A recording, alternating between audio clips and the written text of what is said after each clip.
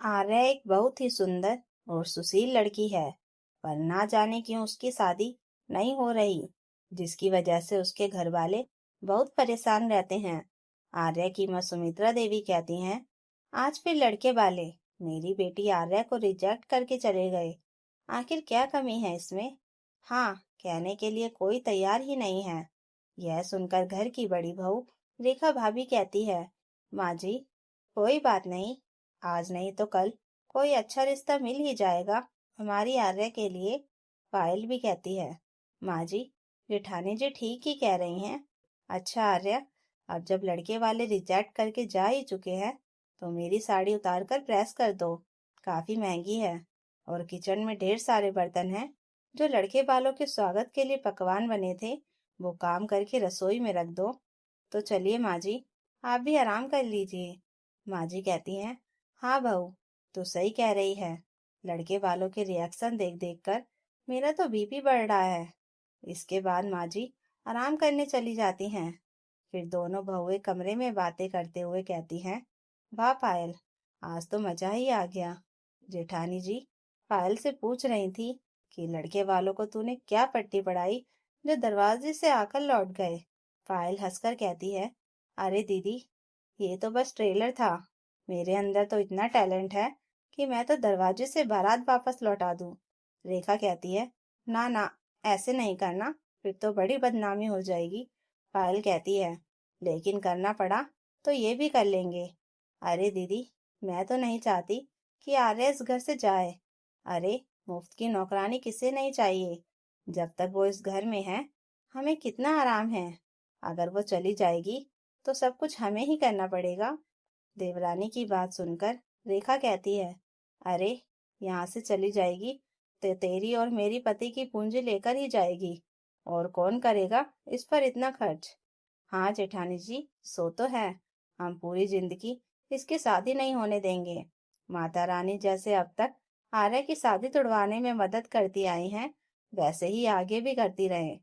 पायल कहती है, अरे दीदी, धीरे बोलो, अगर किसी ने सुन लिया तो तेरा और मेरा सामान पैक हो जाएगा। इसके बाद दोनों खूब गप्पे मारती हैं। वहीं आर्या जैसे ही काम करके फ्री होती है, घर की बड़ी बहू रेखा कहती है, अरे आर्या, कहाँ जा रही हो? काम करके थक गई हूँ। ऐसे कैसे? इतना सा काम करके थक गई? चलो मेरा फेशियल कर दो, देखो ना मेरी स्किन कितनी खराब हो गई है।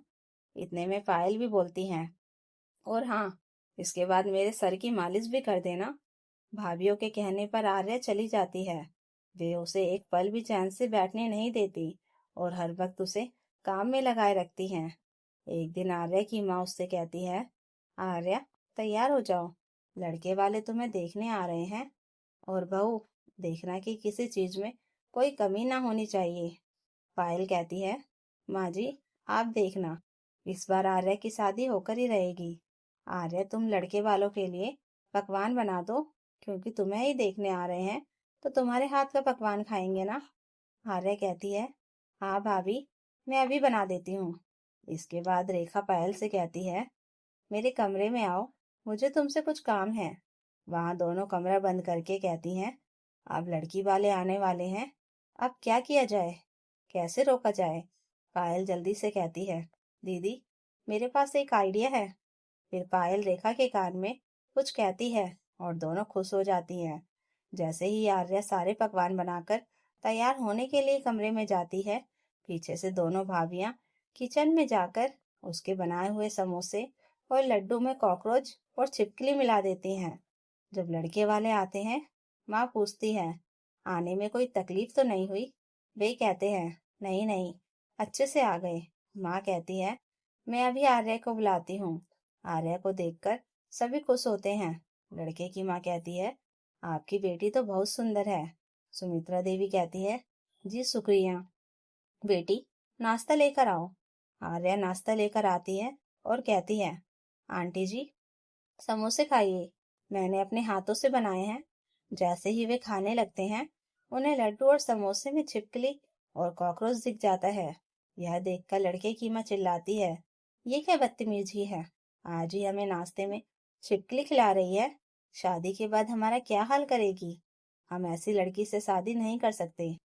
और वे वहां से चले जाते हैं। यह देखकर सुमित्रा देवी गुस्से में कहती हैं, ये क्या आर्या, तू अच्छे से खाना भी नहीं बना सकती। इतनी मुश्किल से अच्छा रिश्ता आया था और वो भी हाथ से चला गया। आर्या को डांट पड़ते देख दोनों भाभियां मन ही मन बहुत खुश होती हैं। ऐसे ही दिन बीतते जाते हैं। आर्या के लिए जो भी रिश्ता आता, उसकी भाभियां कुछ न कुछ करके रिश्ता तोड़ देती। कभी भी अनजान नंबर से फोन करके आर्या के बारे में उल्टा सीधा बोलती, कभी कुछ और। सुमित्रा देवी रोते हुए कहती है, मेरे तो कर्म फूट गए जो ऐसी बेटी पैदा की। रंग रूप सब है इसमें, पर शादी की बात आते ही इसकी किस्मत ही फूट जाती है। यह सुनकर दोनों भाभियां खुशी से उछल रही थीं। पायल कहती है, दीदी, रेखा आपने माजिद से कैसे सुनाया आर्या को? रेखा कहती है, हाँ, लेकिन यह ठीक नहीं है। पायल कहती है, पर मजा आ गया दीदी, लड़की की शादी हम होने नहीं देंगे। रेखा हंसते हुए कहती है, अभी कहाँ, अभी तो मैं 500 रिश्ते हवा कर दूं। पायल कहती है, हाँ दीदी, आपकी भड़काने की क्षमता तो गजब है। जितना आराम हमें आर्या के रहते घर में मिलता है, उतना तो अपने मायके में भी नहीं मिलता था। इसलिए जो करना पड़े करेंगे। एक दिन आर्या यह सब बातें बाहर से सुन लेती है और रोते हुए कहती है, मैं तो इन्हें अच्छा समझती थी, ये तो डायन है, मेरी ही जिंदगी बर्बाद कर रही हैं। पार्क में अपनी दोस्त से सब बताती है। दोस्त कहती है, तू अपनी भाभीियों में फूट डाल दे। पहले आर्या मना करती है, पर फिर मान जाती है। घर आकर वह पहले रेखा से कहती है, भाभी, आपकी सैंडल मिल सकती है, मेरी दोस्त की शादी है। रेखा देती है, पर पायल आके कहती है, ये मुझे दो, मुझे पार्टी में जाना है। वही सैंडल पहनकर पायल गिर जाती है और चोट लग जाती है। दोनों भाभियां एक दूसरे को कोसती हैं। आर्या मन ही मन मजे लेती है। फिर एक दिन वह दोनों से कहती है कि आज खाना आप दोनों बना दो, मेरी तबीयत खराब है। दोनों अनिच्छा से किचन में जाती हैं। जानबूझकर मिर्च नमक ज्यादा डाल देती हैं। माँ सकते ही कहती है, ये क्या बनाया है, इतना नमक मिर्च कि कुत्ता भी ना खाए। दोनों भाभी एक दूसरे पर टूट पड़ती हैं। अगले दिन जब लड़के वाले आने वाले होते हैं, आर्य चाल चलती है। वे रेखा को पायल का पुराना जोड़ा और पायल को रेखा का पुराना जोड़ा देकर कहती है कि दोनों ने एक दूसरे को भेजा है। दोनों भाभियां गुस्से में अपनी असली साड़ी पहन लेती हैं और जैसे ही कमरे से बाहर निकलती हैं, दरवाजा बाहर से बंद मिलता है।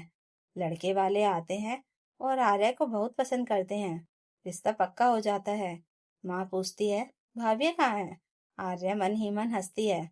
बाद में दोनों के कमरे खोलकर छोड़ती है और दोनों एक दूसरे पर टूट पड़ती हैं। सोचती हैं कि सामने वाली ने बंद किया और रिश्ता पक्का करवाया। आखिरकार आर्या की शादी तय हो जाती है। शादी वाले दिन दोनों भाभियां मुंह लटकाकर बैठी होती है। रेखा कहती है, देख रही हो पायल, आज तुम्हारे कारण हमारे घर की लक्ष्मी जा रही है। पायल कहती है, गलती तो दीदी सारी आपकी है, मानो या ना मानो। मंत्रों के समय बैठी आर्या यह सब देखकर बहुत खुश होती है। विदाई के समय दोनों भाभियां कहती हैं, हम आपको बहुत मिस करेंगे। पर आर्या मुस्कुराकर सोचती है, अब मेरी शादी भी हो गई और तुम्हारा बैंड भी। शादी के बाद जैसे ही आर्या अपने ससुराल पहुंचती है, सब लोग उसे बेहद प्यार और सम्मान से स्वागत करते हैं। सास उसे गले लगाकर कहती है, बहू, अब ये घर तुम्हारा है, तुम जैसे हो वैसे ही रहना, किसी बात की चिंता मत करना। यह सुनकर आर्या की आंखें भर आती हैं, क्योंकि उसे अपने मायके में यह सब कभी नहीं मिला था। वहीं उधर आर्या के मायके में रेखा और पायल इस डर से कांप रही थी कि कहीं उनकी चालें खुल न जाएं। सुमित्रा देवी भी आर्या के जाते ही घर के कामों के लिए परेशान होने लगी और बोल उठी, अरे बहुओं, अब आर्या नहीं है तो तुम दोनों को ही सब संभालना पड़ेगा। यह सुनकर दोनों भाइयों के चेहरे उतर गए, जैसे किसी ने उनकी चोरी पकड़ी हो। उधर आर्या की नई जिंदगी धीरे धीरे खूबसूरत बन रही थी। उसका पति आरब बहुत समझदार और केयरिंग था। वह हर बात में आर्या की खुशी को पहले रखता था। एक दिन आर्या की सास ने कहा, बहू, तुम्हारी माँ का फोन आया था, वह बहुत परेशान लग रही थी, तुम जाओ और 1-2 दिन मायके रह आओ। यह सुनकर आर्या चौंक गई, क्योंकि शादी के बाद कोई उम्मीद नहीं करता कि ससुराल खुद बेटी को मायके भेज दे। लेकिन यहाँ सब अलग था। जब आर्या मायके पहुंची तो घर बिखरा हुआ मिला। रेखा और पायल नाक को सिकोड़ते हुए बोल रही थी, माँ जी, ये काम हमसे नहीं होता। तभी आर्या आकर माँ के पाँव छूती है। माँ उसे देखकर रो पड़ती है। बेटी, जाते ही घर सूना हो गया। आर्या माँ को संभालते हुए कहती है, माँ, मैं हमेशा आपके साथ हूँ। लेकिन तभी आर्या की नजर रेखा और पायल पर जाती है, जो उसे देखकर वहीं चढ़ा लेती हैं, क्योंकि अब उनकी असलियत छिप नहीं रही थी। उसी समय आर्या अपने शांत स्वर में कहती है, माँ, क्या हुआ था लड़के वालों के जाने के दिन? यह सुनते ही दोनों भाभियों के चेहरे ऐसे लाल पड़ गए जैसे उनका राज खुलने वाला हो। पर आर्या कुछ नहीं बोलती, बस मुस्कुराकर कहती है, अब मैं यहाँ दखल नहीं दूंगी, क्योंकि मैं अपनी जिंदगी में खुश हूँ। यह सुनकर पायल फुसफुसाती है, दीदी, यह तो हमें धमका रही है। रेखा कहती है, नहीं, यह अब इस घर की नहीं रही, इसका कोई मतलब नहीं। पर उन्हें यह नहीं पता था कि आर्या कमजोर नहीं रही, वह सब जान चुकी थी।